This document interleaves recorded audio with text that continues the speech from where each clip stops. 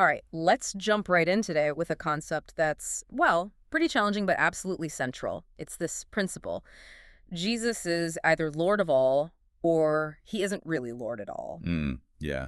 That framing, it cuts deep. It forces us to look at what Jesus himself asked. Yeah. Why do you call me Lord, Lord, and then not actually do what I tell you? Exactly. It's not just about belief, is it? No, it's about obedience. It's about whether our actions line up with the title we give him. And, well, that disconnect is where a lot of us struggle, honestly.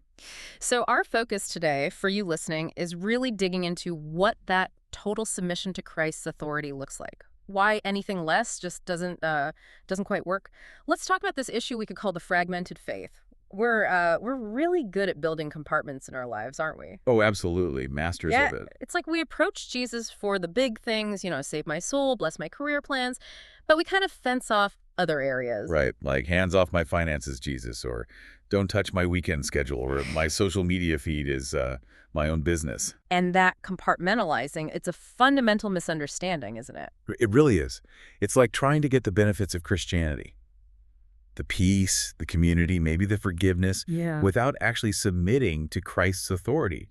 It's a sickness, really. Paul talked about this, right, in Romans. He did. Romans 12:2. He warns us not to be conformed to the world. Yeah.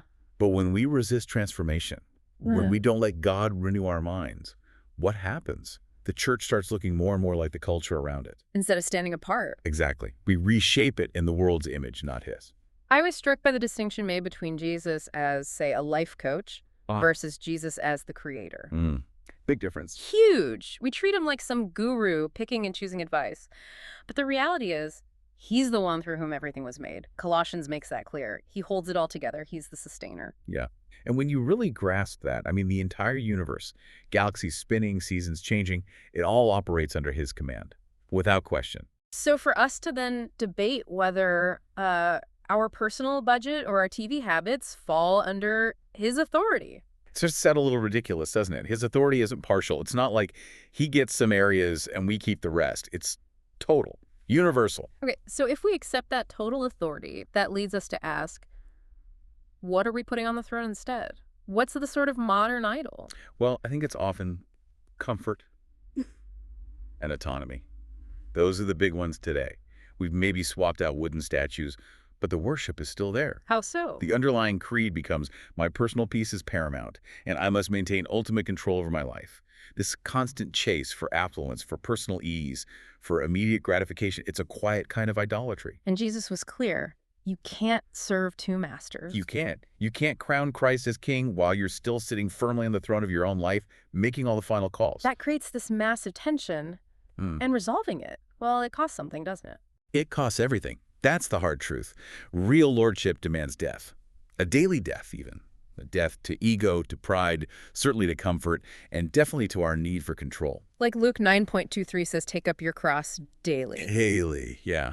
And this isn't just tweaking a few habits. True spiritual transformation, true submission, it redeems the whole person. Your mind, your body, how you relate to others, your work, everything. Nothing is left untouched. Nothing. It leads to a life of undivided allegiance. Theologians sometimes call it living coram Deo before the face of God. Meaning everything is done with an awareness of him. Exactly. Every decision, big or small, you make it knowing he's present, he's sovereign. Philippians talks about every knee bowing, every tongue confessing, he is Lord. That's the picture. Real love for him shows up as total loyalty. So the core question for every believer then isn't just, do I believe in Jesus? No, it's deeper.